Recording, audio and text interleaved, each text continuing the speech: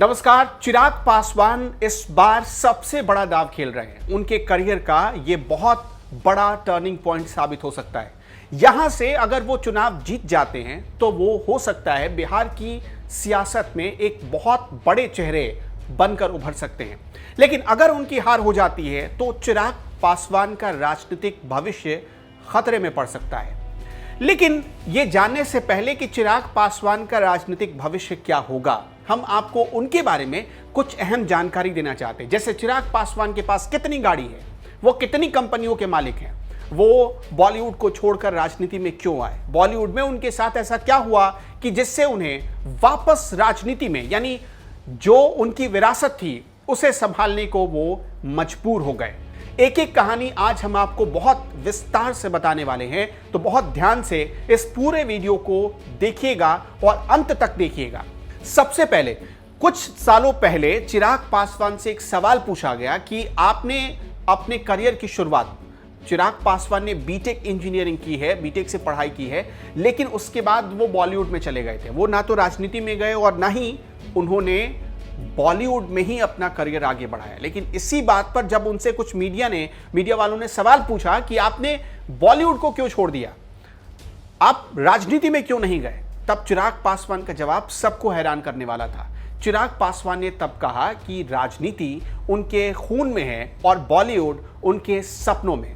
वो अपने सपने को पूरा करने के लिए बॉलीवुड में आए और जब उन्हें जरूरत पड़ेगी वो राजनीति में चले जाएंगे, और हुआ भी यही। चिराग पासवान इस वक्त जमुई से सांसद हैं। साल 2019 में जमुई लोकसभा से उन्होंने चुनाव जीता। उससे पहले पहली बार साल 2014 में चिराग पासवान ने जमुई से चुनाव जीता था, यानी ये दूसरा टर्म है उनका सांसद बनने का, और एक ही लोकसभा सीट वो है जमुई लोकसभा सीट। इसके साथ साथ चिराग पासवान, आप सबको पता है कि 2013 के आखिरी दौर में, यानी दिसंबर के आसपास, चिराग पासवान की राजनीतिक एंट्री हुई थी लोक जनशक्ति पार्टी, जो उनके पिता यानी रामविलास पासवान की पार्टी थी।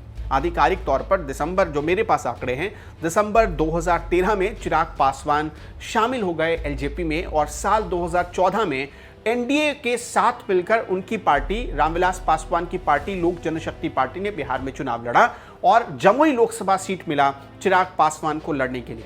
आपको यह भी बता दें कि जिस वक्त चिराग पासवान जमुई लोकसभा सीट से अपनी दावेदारी ठोक रहे थे, उस वक्त उनके प्रतिद्वंदी थे उदय नारायण चौधरी, जो कि बिहार विधानसभा के अध्यक्ष हुआ करते थे, और जेडीयू में उनका कद बहुत बड़ा था, नीतीश कुमार के बहुत खास नेता थे। लेकिन चिराग पासवान ने चुनावी नतीजों में उदय नारायण चौधरी को शिकस्त दे दी और जमुई लोकसभा सीट से वो सांसद बन गए। फिर यही हुआ 2019 में। लेकिन 2019 में भी सीटों का बंटवारा आसान नहीं था। एनडीए में रहते हुए सीटों के बंटवारे पर बहुत घमासान चढ़ गया था, क्योंकि 2017 में आरजेडी को छोड़कर नीतीश कुमार वापस एनडीए में आ गए थे, और उस वक्त भी लोजपा को सीट बंटवारे में दरकिनार किया जा रहा था। 18 दिसंबर 2018 को चिराग पासवान का एक ट्वीट आया। उन्होंने लिखा कि अगर सीट बंटवारे पर एक हफ्ते के भीतर कोई फैसला नहीं होता है तो उनकी पार्टी अकेले चल पड़ेगी। और इसी ट्वीट के बाद चिराग पासवान और उनकी पार्टी को वैल्यू देना शुरू किया गया। नीतीश कुमार की पार्टी जेडीयू और बीजेपी ने कम आंकना खत्म कर दिया। उसके बाद चिराग पासवान दोबारा 2019 में जमुई से चुनाव लड़ने उतरे और वो जीत गए। साल 2011 में चिराग पासवान की एक फिल्म आई थी जिसका नाम था मिले ना मिले हम, और ये फिल्म तकरीबन 13 करोड़ के बजट की थी और बुरी तरह पिट गई थी। ये फिल्म सिर्फ 97 लाख बॉक्स ऑफिस पर इस फिल्म का कलेक्शन था। इस फिल्म में उनके अपोजिट थी कंगना रनौत, और आपको भी पता है कंगना रनौत का करियर तो ऊपर चला गया, लेकिन चिराग पासवान का करियर धड़ाम से गिर गया। इसके बाद चिराग पासवान से सवाल पूछे जाते रहे कि कहीं उन्होंने कोई गलत करियर तो नहीं चुन लिया, लेकिन चिराग पासवान हर बार सवाल पूछे जाने पर यही जवाब देते रहे कि वो सपनों को पूरा कर रहे हैं और अपने सपनों को पूरा करके ही दम लेंगे। और इसके बाद 2013 में कुछ ऐसी परिस्थितियां बनी कि चिराग का मोह भंग हो गया बॉलीवुड से और पूरी तरह वो राजनीति में आ गए। साल 2019 में ही उन्हें सत्ता मिल गई लोक जनशक्ति पार्टी की। लोक जनशक्ति पार्टी की सत्ता मिलना आसान नहीं था, क्योंकि पशुपति कुमार पारस थे, रामविलास पासवान के बड़े भाई भी इसमें थे, इसी पार्टी में थे, खुद उनके चचेरे भाई थे जो दावेदार थे, कई बड़े लोग थे, बड़े चेहरे थे। लेकिन उन तमाम चेहरों को पीछे छोड़ते हुए रामविलास पासवान ने भरोसा जताया अपने चिराग यानी चिराग पासवान पर, और चिराग पासवान ने इसे बखूबी साबित किया 2019 के चुनाव में। चुनाव से ठीक पहले की बात है। अब मैं आता हूं कि कितनी कंपनियां हैं, कितने करोड़ के मालिक हैं चिराग पासवान, ये जानना आपके लिए बहुत ज़रूरी है। चिराग पासवान ने जो अभी अपनी एफिडेविट दाखिल की है, हलफनामा दिया है चुनाव आयोग के पास या अपने शपथ पत्र में, उसके मुताबिक उनके पास तकरीबन 2 करोड़ रुपए हैं। 1 करोड़ 84 लाख रुपए हैं उनके पास, और 90 लाख का उनका बंगला ही है सिर्फ। यानी 90 लाख के बंगले में चिराग पासवान इस वक्त रह रहे हैं, और उनके पास 1 करोड़ 84 लाख की कुल संपत्ति है। वो 6 कंपनियों के डायरेक्टर हैं। चिराग पासवान को आप सिर्फ एक नेता के तौर पर आंकने की भूल मत करिएगा। कौन कौन सी कंपनियां, मैं आपको पढ़कर और कितने का शेयर है पूरी जानकारी मैं आपको दे देता हूं। संकट मोचन मर्सेंटाइल प्राइवेट लिमिटेड, ये 29 जुलाई 2006 में बनी, और इसका काम क्या होता था ये आप देखिए। इसका काम होता था ट्रेडिंग बिजनेस करना। इसका शेयर है 3,34,000 का, शेयर की कीमत है 33,40,000 रुपए।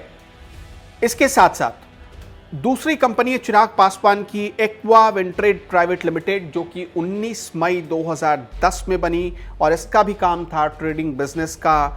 इसका शेयर था 5,000 रुपए का, शेयर की कुल कीमत थी 50,000 रुपए। तीसरी कंपनी थी चिराग पासवान की, वो है स्ट्रॉन्ग पिलर प्राइवेट लिमिटेड। इसका काम था रियल एस्टेट और रेटिंग बिजनेस। इसकी शेयर की कुल कीमत थी 50,000 रुपए, और एक शेयर की कीमत थी 5,000 रुपए।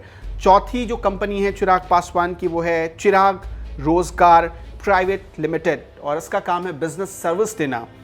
शेयर की कीमत है 5100 रुपए, कुल शेयर की कीमत है 51,000 रुपए। डिवाइन डिस्ट्रीब्यूटर्स प्राइवेट लिमिटेड, इसका काम है होलसेल बिजनेस करना। इसकी शेयर की कीमत भी तकरीबन 50,000 रुपए के आसपास है।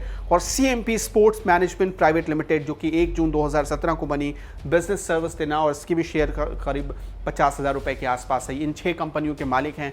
मैं यहाँ फिर आपको जिक्र करना चाहूँगा कि चिराग पासवान ने नौकरियाँ देने का वायदा किया है अपने घोषणा पत्र में। अगर आपको याद हो तो ये जो कंपनियां हैं ये सारी चिराग पासवान की कंपनियां हैं। चिराग पासवान न सिर्फ एक अभिनेता, न सिर्फ एक राजनेता होने के साथ साथ वो इन कंपनियों के मालिक भी हैं, और इन्हीं के आधार पर वो ये दावा कर रहे हैं कि वो आने वाले फ्यूचर में नौकरियां पैदा करेंगे बिहार में। चिराग पासवान ने अपने कई इंटरव्यू में सवाल उठाया है कि नीतीश कुमार, अगर आपको याद हो, नीतीश कुमार ने कुछ हफ्ते पहले एक बयान दिया था जिसमें उन्होंने कहा था कि बिहार में कोई इन्वेस्टमेंट करने नहीं आना चाहता क्योंकि यहाँ समंदर नहीं है। उनके कहने का मतलब ये था, नीतीश कुमार के कहने का मतलब ये था कि रॉ मटेरियल की उपलब्धता या फिर मुंबई और दिल्ली जैसे हालात नहीं हैं, इसी वजह से कोई बिहार में इन्वेस्टमेंट करने नहीं आता। चिराग पासवान घूम घूम कर अपनी रैलियों में इस बात का जिक्र कर रहे हैं, लोगों को वो ऑडियो सुना रहे हैं और पूछ रहे हैं कि क्या आपने इसी दिन के लिए नीतीश कुमार को वोट किया था। चिराग पासवान अपना विजन बता रहे हैं कि अगर मेरी सरकार आई या मुझे मौका मिला किसी सरकार में काम करने का, तो मेरा विजन ये होगा कि मैं कैसे नौकरियां दूंगा लोगों को। वो एक एक बात समझा रहे हैं। वैसे चिराग और तेजस्वी बहुत अच्छा समझा रहे हैं लोगों को, और बहुत सिस्टमैटिक तरीके से समझा रहे हैं कि कैसे नौकरियों का सृजन करेंगे वो बिहार में। तेजस्वी ने 10 लाख देने का वादा किया, और चिराग पासवान ने भी इसी आसपास नौकरियां देने का, तकरीबन 10 से 20 लाख नौकरियां देने का वादा चिराग पासवान ने भी किया है। तो ये बहुत महत्वपूर्ण है।